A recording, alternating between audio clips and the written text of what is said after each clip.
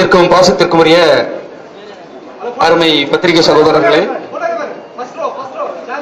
சென்ற வாரம் உங்களை எல்லாம் சந்திக்க வேண்டும் என்று இளைய தளபதி அவர்கள் விரும்பினார்கள்.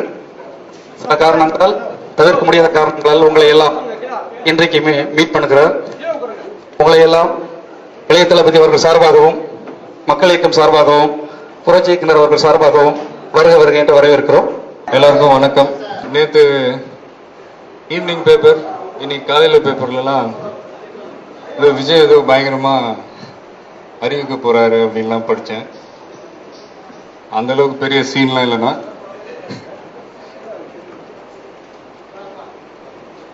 போன வாரமே உங்க எல்லாரையும் மீட் பண்றதா இருந்துச்சு. அது அந்த ஆந்திரா சிஎம் அந்த ப்ராப்ளம்னால கொஞ்சம் தள்ளி போச்சு. ஸோ இந்த நேரத்தில் அவங்களுடைய குடும்பத்தில் இருக்கிற அனைவருக்கும் என்னுடைய ஆறுதலை தெரிவிச்சுக்கிறேன். ஒரு 10 நாளாவே என்னை பற்றின நிறைய நியூஸ் வந்துட்டு இருக்கு. எல்லாமே படித்தோம். எனக்கு ஒரு சில பத்திரிக்கை படிக்கும் போது நல்லா இருக்கேன், இந்த மாதிரி உண்மையிலே நடந்தா எப்படி இருக்கும். இன்னொரு பத்திரிகை படிக்கும் போது இதில் வேற மாதிரி எழுதியிருக்காங்களே, இந்த மாதிரி நடந்தா எப்படி இருக்கும். இப்படிலாம் தனியாக உட்காந்து யோசிக்கிறதுக்கு நீங்கள் எல்லாரும் நிறைய சான்ஸ் அமைச்சு கொடுத்தீங்க. அதே நேரத்தில் உங்களுடைய என்கரேஜ்மெண்ட்டுக்கு இந்த நேரத்தில் நான் கண்டிப்பாக நன்றி சொல்லி ஆகணும். நான் இந்த வேட்டைக்காரன் படம் ஃபினிஷிங்கில் இருந்ததுனால இதுக்கெல்லாம் இப்போ பதில் சொல்லலாமா இல்லை வேணாமா இல்லை அப்புறம் சொல்லலாம் பெருசாக திங்க் பண்ணல. ஆனால் இதனால ஒரு குழப்பமே உண்டாயிட்டு இருக்கு அப்படின்னு வரும்போது நம்ம ஏதாவது சொல்லி ஆகணும். அதனால தான் இன்னைக்கு உங்க எல்லாரையும் மீட் பண்றேன். நாங்கள் இந்த மக்கள் இயக்கம் அப்படின்ட்டு ஸ்டார்ட் பண்ணி ரசிகர் மன்றம் மூலியமா நாங்கள் என்ன நல்ல காரியங்கள் செஞ்சிட்டு இருந்தோமோ அதை ஒரு ஸ்டெப் அஹெட் மக்கள் இயக்கம்னு ஸ்டார்ட் பண்ணி நாங்கள் கண்டினியூ பண்ணிட்டு இருந்தோம். என் பர்த்டே அன்னைக்கு ஸ்டார்ட் பண்ணி புதுக்கோட்டையில் ஒரு ஃபங்க்ஷன், பாண்டிச்சேரியில் ஒரு ஃபங்க்ஷன், இப்படியே போயிட்டு இருந்தது. திடீர்னு பார்த்தீங்கன்னா ராகுல்ஜி அவர்கள் தரப்பிலிருந்து என்னுடைய வெல்விஷரும் ஒருத்தர் இருந்தார். அவர் மூலியமா என்னை மீட் பண்ணணும்ட்டு ஒரு அழைப்பு. எனக்கு முதல்ல ஒன்றுமே புரியல, இதெல்லாம் உண்மையா பொய்யா இல்லை யாராவது ஏதாவது விளையாடுறாங்களான்னு கூட எனக்கு தெரியல. ஆனால் இது ஒரு நல்ல ஆப்பர்ச்சுனிட்டி, எல்லாருக்கும் அமையாது. அடுத்து ராகுல்ஜி அவர்கள் என்னை மீட் பண்ற அளவுக்கு நான் ஒன்றும் அவ்வளோ பெரிய ஆள் இல்லை. பட் இருந்தாலும் இந்த சான்ஸை மிஸ் பண்ண வேணான்னு சொல்லிட்டு ஒரு நாள் ஷூட்டிங்லாம் கேன்சல் பண்ணிட்டு நானும் எங்கள் அப்பாவும் டெல்லிக்கு போனோம். அவரை மீட் பண்ணோம், அவர் வீட்டில் மீட் பண்ணோம். அவர் எங்ககிட்ட பேசின விதம், எங்களை ரிசீவ் பண்ண விதம் எல்லாமே பார்த்து நான் ரொம்ப ஆச்சரியப்பட்டேன். ரொம்ப மகிழ்ச்சியா இருந்துச்சு. அதாவது இந்தியாவுக்கே இன்னைக்கு ஒரு பெரிய மாற்றத்தை கொண்டு வரணும்ட்டு அவங்க பாடுபட்டுக்கிட்டு இருக்காங்க. யங்ஸ்டர்ஸை டார்கெட் பண்ணிட்டு இருக்காங்க. குறிப்பா இப்ப வந்த பார்லிமெண்ட் எலெக்ஷன்ஸ், அவங்க எடுத்த ஸ்டெப்ஸ், அதனால வந்த ரிசல்ட்ஸ் நம்ம எல்லாருக்குமே தெரியும். ஸோ அப்பேற்பட்டவர் என்னை மீட் பண்றது மீட் பண்ணது எனக்கும் சரி, என் ரசிகர்களுக்கும் சரி, தமிழ் மக்களுக்கும் சரி ஒரு பெருமையான விஷயமா தான் நான் நினைக்கிறேன். கிட்டத்தட்ட ஒரு 1 hour நாங்கள் பேசணும். நிறைய விஷயங்கள் பேசணும், ஜென்ரலா பேசணும், சினிமாவை பத்தி பேசணும், மக்கள் இயக்கத்தை பத்தி கேட்டாங்க, அதை பத்தி பேசணும். இப்போ நாங்க ஏதோ போனோம், மீட் பண்ணோம், வந்தோம், உடனே ஏதோ டிசைட் பண்ணிட்டோம் அப்படின்றது இல்லை. டிசைட் பண்றதுக்கு உண்டான எந்த டாபிக்குமே நாங்க அங்க பேசல.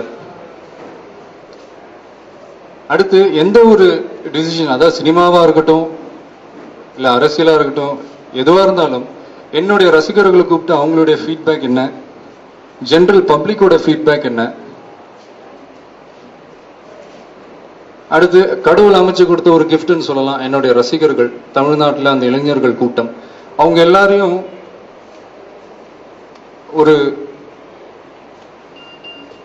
ஒரு நல்ல பாதையில வழி நடத்தணும்ன்ற ஒரு சமூக பொறுப்பும் என் கையில இருக்கு. ஸோ இதெல்லாம் மனசுல வச்சுக்கிட்டு எல்லாருமா சேர்ந்து எடுக்க வேண்டிய ஒரு டிசிஷன், அது என்ன வேணா இருக்கட்டும். அதனால இப்போதைக்கு நான் எந்த முடிவும் எடுக்கல. இந்த ரீசன்ட் டைம்ல வந்த பத்திரிகையில வந்த நியூஸ் மாதிரி யாரோடையும் சேரல. அது உங்ககிட்ட நான் தெளிவா சொல்லணுன்றதுக்காக தான். இன் ஃபியூச்சர் எனக்கு சும்மா மைண்ட்ல இருக்கிற சில விஷயங்கள் ஓப்பனா அவங்க கிட்ட ஷேர் பண்ணிக்கிறேன். இது எப்போ நடக்கும் ஏதுலாம் எனக்கு தெரியாது, சும்மா ஒரு உங்ககிட்ட ஷேர் பண்ணிக்கணும்னு ஆசைப்படுறேன். இன் ஃபியூச்சர்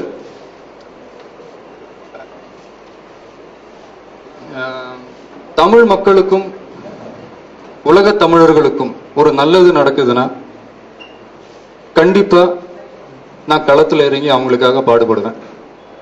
இன்னைக்கு நான் நல்லா இருக்கிறதுக்கு காரணம் அந்த தமிழர்கள் தான். இன்னைக்கு நான் சாப்பிடுற சாப்பாடு அவங்க கொடுக்கறது தான்.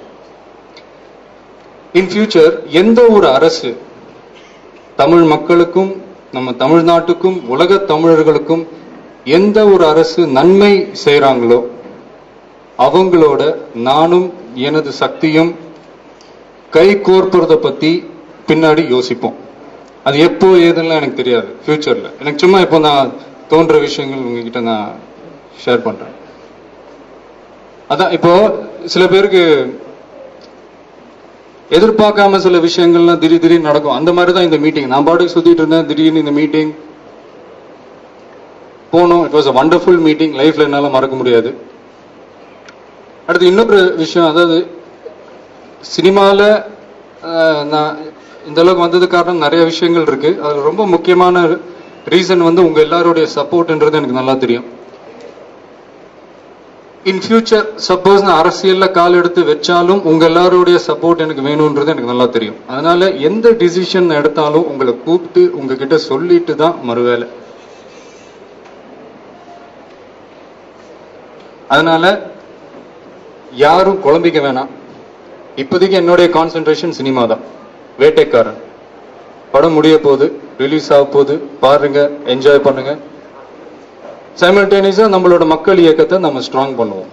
இதே நல்ல காரியங்களை நம்ம தொடர்ந்து செய்வோம். எங்கெங்க ஏழைங்க இருக்காங்களோ உங்களால முடிஞ்ச ஹெல்ப் என் பேர்ல நீங்க செய்யுங்க. இதுதான் எனக்கு நீங்க கொடுக்குற மிகப்பெரிய ஒரு கிஃப்ட்னு நான் நினைக்கிறேன்.